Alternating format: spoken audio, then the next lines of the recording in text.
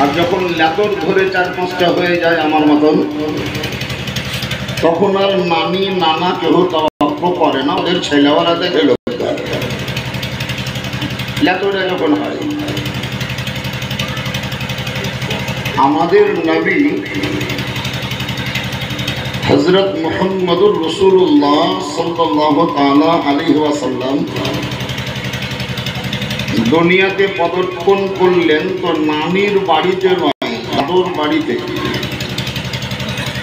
এই কারণে নবীর নাম তার নানা নানির পক্ষের কেউ রাখেনি, বরং নবীর পিতৃপক্ষের লোক রেখেছিল।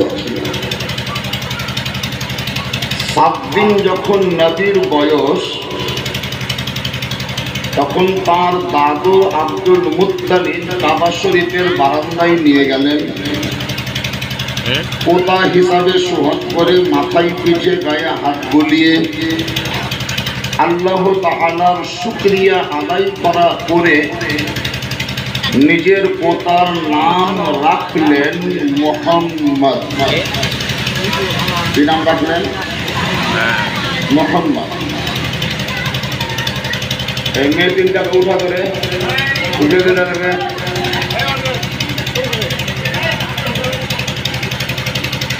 এই মুহাম্মদ নামটা, মুহাম্মদ নামটা যখন আব্দুল মুত্তালিব মক্কাতে নবীর রাখলেন, সেই সময় থেকে তার পূর্বে কোনো জামানাতেই কোনো যুগেই কোনো ছেলের নাম মুহাম্মদ রাখা হয়নি। মুহাম্মদ নামক সন্তান প্রথম এবং ফার্স্ট আমাদের নবী। যদিও মক্কার লোকেরা প্রতিবাদ করেছিল যে এইরকম নাম তো আমাদের সমাজে প্রচলন নাই, আমাদের সমাজে তো নাই, তো তুমি কেমন নাম রাখলা? তখন আব্দুল মুত্তালিব বলেছিলেন যে আমার দূরদর্শিতা প্রমাণ করছে যে গোটা বিশ্বের বুকে সবচাইতে বেশি প্রশংসার পাত্র, সম্মানের অধিকারী আমার এই পোতাই হবে। এই কারণেই তার নাম আমি মুহাম্মদ রাখলাম। এর নাম হলো দাদুর মুহাম্মদ। কিন্তু নবীর যিনি মা, যার নাম হযরতে আমেনা, তিনি কিন্তু কোনো সময়তেই নিজের বেটাকে মুহাম্মদ বলে ডাকতেন না, বরং অন্য একটি নাম বলে ডাকতেন। সে নামটি হলো আহম্মদ। কি বললাম? আহম্মদ। তাহলে দাদুর রাখা নাম হলো মুহাম্মদ, আর মায়ের রাখা নাম হলো আহম্মদ। যদিও তিনারা বাহ্যিকের নাম রাখলেন, এতে হয়তো আপনি ভাববেন যে আব্দুল মুত্তালিব নিজের ইচ্ছাতে রেখেছে, মা আমেনা নিজের বেটাকে আহম্মদ বলে নিজের ইচ্ছাতে ডেকেছে, তা কিন্তু নয়।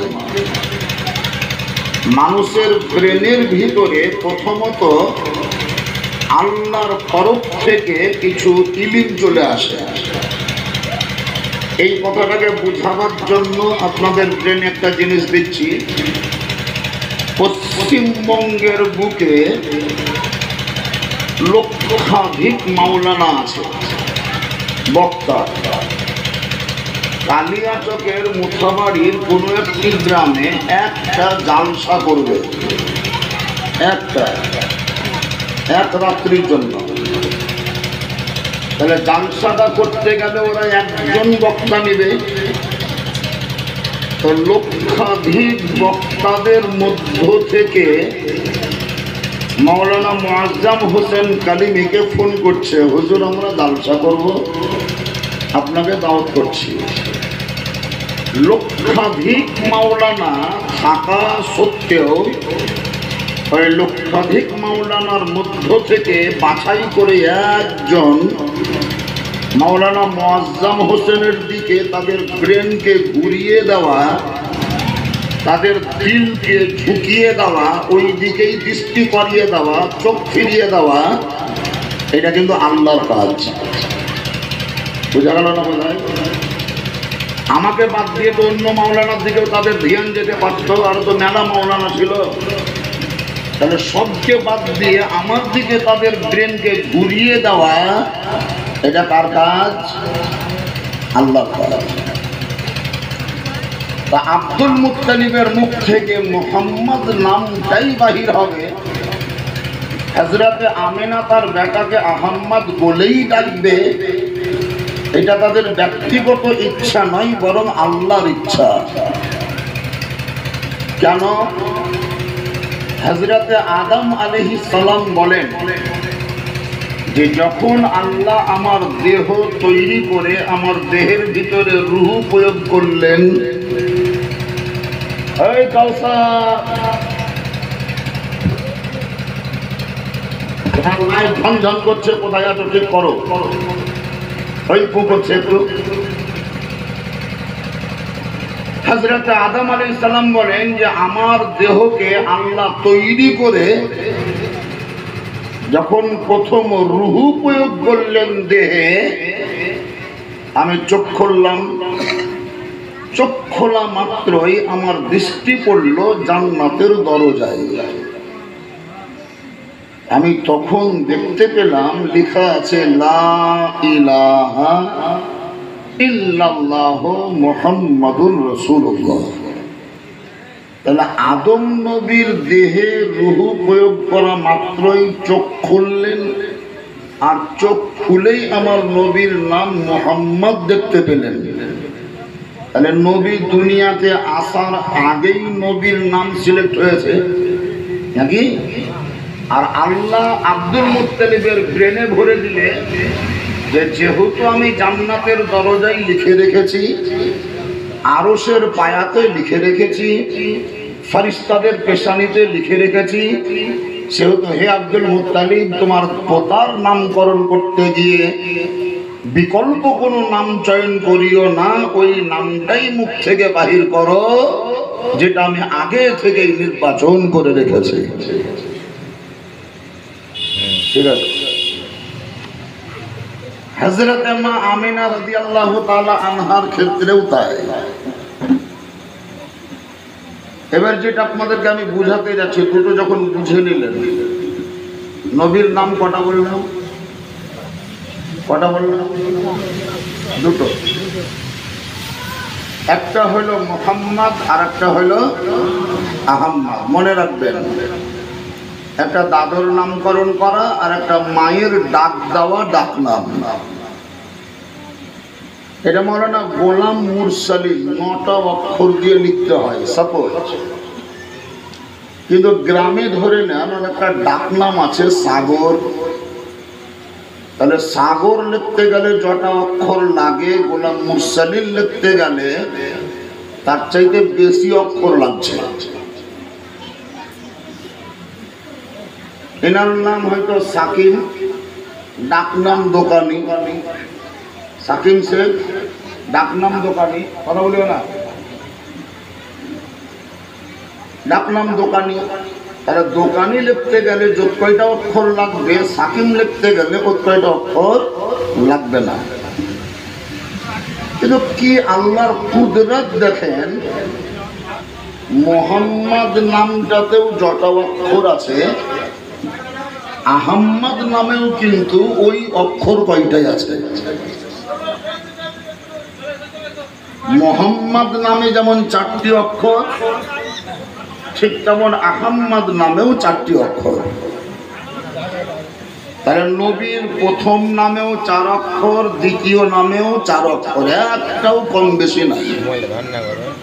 এই যে ফর্মা, মানে ইটের যেমন ফর্মা হলে ছোট বড় হয় না, ফর্মা যেমন তেমন ইট হয়,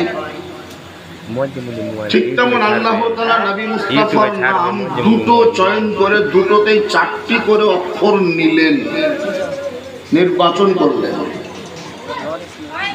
কারণ কিছু আমরা কি জানি? এই কারণটা যদি দেখতে চান তাহলে একদিক থেকে সৃষ্টির প্রথম থেকে শেষ পর্যন্ত যদি একটা একটা করে চয়ন করা হয় তাহলে দেখা যাবে যে এই চারের মধ্যেই সব ভরা আছে। এক নম্বর, আল্লাহ তাআলা বলেন, হে নবী, আপনার উপরে আমি একটি কিতাব অবতীর্ণ করব, পৃথিবীর লোক তাকে কোরআন বলবে। কি বলবে? কোরআন। তাহলে যে কোরআনটা হচ্ছে আমার বাণী, আমার কালাম, আমার কথা, সেই কোরআন যদি কেউ আরবিতে লেখে তো 4টা অক্ষর লাগবে, কাফ রা আলিফ নুন, 4টা অক্ষর। এই কোরআন শরীফের পর আপনি যে কথাটা বলবেন, আপনি যে কর্মটা করবেন, সাহাবায়ে কেরামরা করবে, আপনি বাধা দিবেন না, এই সমস্ত জিনিসগুলোকে আরবিতে হাদিস বলা হবে। তাহলে হাদিস যদি কেউ লিখতে যায় আরবিতে তো 4টা অক্ষর লাগবে, হা দাল ইয়া সা, 4টা অক্ষর হলো। কোরআন শরীফের ভিতরে নামাজের কথা আলোচনা থাকবে। তো নামাজকে আরবিতে সালাত বলা হয়। তাই সালাত যদি কেউ লেখে তবুও দেখবেন 4টি অক্ষর আছে, সাদ লাম ওয়াও তা, সালাত। ওই কোরআনের ভিতরে যাকাতের বিষয়ে লেখা আছে। তো যাকাত যদি আরবিতে লিখতে যাই কেউ তবুও 4টি অক্ষরেরই দরকার হবে, যাকাত ওয়াও তা। ওই কোরআনের ভিতরেই রোজার কথা লেখা আছে। রোজা যদি কেউ লেখে তো 4টি অক্ষর লাগবে, রা ওয়াও জা হা। হে নবী, আল্লাহ মানে আমাকে এবং তোমাকে, কোরআন এবং হাদিসকে, নামাজ ও রোজাকে যারা দিলের দিক থেকে মেনে নিয়ে বিশ্বাসী হবে তাদেরকে আরবি ভাষায় মুমিন বলা হয়। মুমিন মানে ঈমানদার, মুমিন বলা হয়। যারা মুমিন মানে ঈমানদার, সেই মুমিন শব্দটা যদি কেউ আরবিতে লেখে তো 4টা অক্ষর লাগবে, মিম ওয়াও মিম নুন, 4টা অক্ষর। এই মুমিন ব্যক্তিদের মধ্যে কিছু ব্যক্তি থাকবে যাদেরকে ওলি আউলিয়া গৌস কুতুব বলা হয়। ওই ওলি আউলিয়া গৌস কুতুব যারা, তাদেরকেই বলা হয় মুর্শিদ। মুর্শিদ যদি আরবিতে লেখো তো 4টা অক্ষর লাগবে, মিম রা শিন দাল। মুর্শিদের হাতে হাত দিয়ে বাইত গ্রহণ যারা করে তাদেরকে মুরিদ বলে। মুরিদ যদি লেখো তো 4টা অক্ষর লাগবে, মিম রা ইয়া দাল। হে নবী, আমি আমার নূর দ্বারাই অসংখ্য ফেরেশতা বানিয়েছি। সেই কোটি কোটি ফেরেশতাদের মধ্যে উল্লেখযোগ্য নামি দামি ফেরেশতা 4 জন হবে, জিবরাইল, মিকাইল, ইসরাফিল, ইজরাইল। আপনার সাহাবায়ে কেরামদের মধ্যে লক্ষাধিক সাহাবায়ে কেরাম থাকবে, তাদের মধ্যে উল্লেখযোগ্য সাহাবী 4 জন হবে, বেশিও নয় কমও নয়। আবু বকর, উমর ফারুক, উসমান গনি, হযরতে আলী।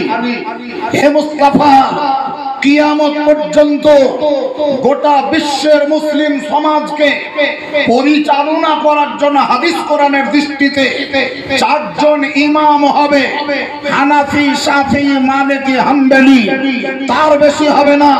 মুসলমান যারা হবে তাদেরকে 4টা তরিকা মেনে চলতে হবে, শরীয়ত, মারিফাত, হাকিকত, তরিকা। 4টা তরিকা। হে পয়গম্বর, হে মুস্তাফা, সব দিক থেকে আমি 4 দিয়ে মালা গেঁথে রেখেছি, তার কারণ আপনার নামে 4টি অক্ষর আছে। সবচাইতে বড় কথা, আমি যে আল্লাহ, আমার নামেও 4টা অক্ষর আছে। আল্লাহ কি বললেন? আমি 4-এর সংখ্যা দিয়ে মালা গেঁথেছি। গোটা পৃথিবীতে সবকে মিলিয়ে মালা গেঁথে রেখেছি। এই মালা যার গলায় পরিধান করা থাকবে তার আর কোনো টেনশন নেই, আর কোনো চিন্তা নেই। আচ্ছা বলুন, নবী করিম সাল্লাল্লাহু তাআলা আলাইহি ওয়াসাল্লামের ব্যাপারে যদি কাউরির ধারণা হয় যে 40 বছর বয়সে তিনি নবী হয়েছেন, অথবা যদি কাউরির ধারণা হয় যে সমস্ত নবী ও রসুলদের পরে আমাদের নবীর জন্ম হয়েছে, আগে তার জন্ম ছিল না, তাহলে এই ধারণাটা ভুল হবে না ঠিক হবে? ভুল হবে। কি করে বুঝাবেন শত্রুপক্ষকে, বিরোধী দলকে বুঝাবেন কি করে? বুঝাবার জন্য একটা প্রসেস নোট করেন। সন্তান জন্ম আগে হয়, জন্ম সার্টিফিকেট পরে হয়। ঠিক বলছি না? ভুল হয়েছে বলা? সন্তানের জন্ম হয়নি, তার জন্ম সার্টিফিকেট তৈরি হয়। সন্তান দুনিয়াতে আসেইনি, তার আধার কার্ড হয়। সন্তান হয়নি, স্কুলের খাতায় তার নাম লেখা থাকে। সন্তান হয়নি, ওর নামের পাঁজরে ওর বাপের নাম লেখা থাকে। সন্তান হয়নি, হাসপাতালে তার নাম হয় না। সন্তান আগে জন্মগ্রহণ হতে হবে, তারপরে ডেট অফ বার্থ সার্টিফিকেট তৈরি হবে। সন্তান আগে, জন্ম সার্টিফিকেট পরে। সন্তান আগে, আধার কার্ড পরে। সন্তান আগে, রেশন কার্ড পরে। সন্তান আগে, ভোটার কার্ড পরে। সন্তান আগে, রেজিস্ট্রেশন পরে। সন্তান আগে, স্কুলে ভর্তি পরে। সন্তান আগে, মসজিদে যাওয়া পরে। সন্তান আগে, নানির বাড়ি বেড়াতে যাওয়া আগে পরে। সন্তান আগে, বাড়ির দরজায় নাম লেখা পরে। সন্তান আগে, বাড়ির ভিতরে বাক্সতে নাম লেখা পরে। সন্তান যদি না হয়, নাম কোনো জায়গায় থাকবে না। কিন্তু আমার নবী মুস্তাফার ব্যাপারে হযরত আদম বলেন, আমি যখন চোখ খুললাম জান্নাতের দরজায় নবীর নাম লেখা দেখতে পেলাম। তার মানে বুঝা গেল আদম তৈরি হয়নি, আমার নবী তৈরি হয়েছিল। আদম তৈরি হয়নি, তার আগে আমার নবীর জন্ম হয়েছে। যদি জন্ম না হলো তাহলে নাম কেন জান্নাতের দরজায়? জবাব দে। কোন বাপের বেটার ক্ষমতা নেই যে জবাব দিতে পারে। 2 নম্বর, আমাকে যদি কেউ জিজ্ঞাসা করেন যে হুজুর আপনার কত সালে জন্ম, আমি আমার জন্মের সাল বলবো। গোলাম মুরসালিন সাহেবকে যদি জিজ্ঞাসা করেন যে হুজুর আপনার কত সালে জন্ম, উনি বললেন হ্যাঁ এত সালে আমার জন্ম। আর আপনাদের মধ্যে যারা সাকিম দোকানের মতন মুরব্বী আছে, ওদেরকে যদি জিজ্ঞাসা করেন যে আপনার কত সালে জন্ম, তখন হয়তো উত্তরে বলবে সাল মনে নেই, তবে গোটা এরিয়া জুড়ে প্রচুর বন্যা, প্রচুর বন্যা। 73 সালে, তো এই 73 সালে যখন ভয়াবহ বন্যা হয়, তখন আমি হাফ কান করে ঘুরে বেড়াইতাম। এবার বুঝে নাও যে আমার বয়স কত হইতে পারে, কত সালে জন্ম, আন্দাজে বুঝে যাও। যেহেতু জন্ম সার্টিফিকেট তখন হয়নি, আধার কার্ডের কোনো সূচনা ছিল না, এই কারণে কিছু উপমা দিয়ে বুঝাবার চেষ্টা করে। আমাদের নবী আকা মুস্তাফাকে জিজ্ঞাসা করা হলো, মাতা কুনতা নবুওয়া, হে নবী, হে মুস্তাফা, আপনাকে আল্লাহ তাআলা নবুয়ত প্রদান করে নবী কবে বানিয়েছেন? নবীকে জিজ্ঞাসা করা হচ্ছে। মাতা কুনতা নবুওয়া, আপনি নবুয়ত প্রাপ্ত নবী কখন ছিলেন? মায়ের পেটে না বাপের পিঠে? মক্কাতে এসে না মদিনাতে যাওয়ার পর? তো নবুয়তি জবানে নুরানি লহজায় আল্লাহর পয়গম্বর হাবিবে কিবরিয়াত শাহনশাহ জিওয়াকার তিনি বর্ণনা করেন তা নয়, তিনি স্পষ্ট ঘোষণা করেন কুনতু নবিয়্যাও ওয়া আদামু বাইনার রূহি ওয়াল জাসাদ। হে জগতের লোকেরা শোনো, আমি নবী মুস্তাফা তখন ছিলাম যেই সময় আসমান তৈরি হয়নি। আমি নবী মুস্তাফা তখন ছিলাম যখন জমিন তৈরি হয়নি। আমি নবী মুস্তাফা তখন ছিলাম চন্দ্র সূর্য তৈরি হয়নি। আমি নবী মুস্তাফা তখন ছিলাম যেই সময় নদ নদী তৈরি হয়নি। আমি নবী ওই টাইমে ছিলাম যখন গাছপালা তৈরি হয়নি। আমি নবী ওই সময় ছিলাম যখন অজগর পাড়া আহিরন তৈরি হয়নি। আমি পয়গম্বর নবী ওই সময় ছিলাম যখন আদম নবীরও জন্ম হয়নি। এটা আমার নবীর কথা। গন্ডগোল যে মিটে না, তাহলে আমি শেষ করে দেব। আর কত টানবো? আপসি যে নাই, চিমঠা মিমঠা যে নাই, একটু ছেঁচড়া দিয়ে চলে আসেন। খাড়ো হইতে হবে না, একটু ছেঁচড়া দেন যে চলে আসেন। আর কি আছে ছেঁচড়া দেন, ছোট কালকার ছেঁচড়া দেওয়া অভ্যাস নাই। হ্যাঁ ছেঁচড়া দেন। একবার শুরু করো না আল্লাহ।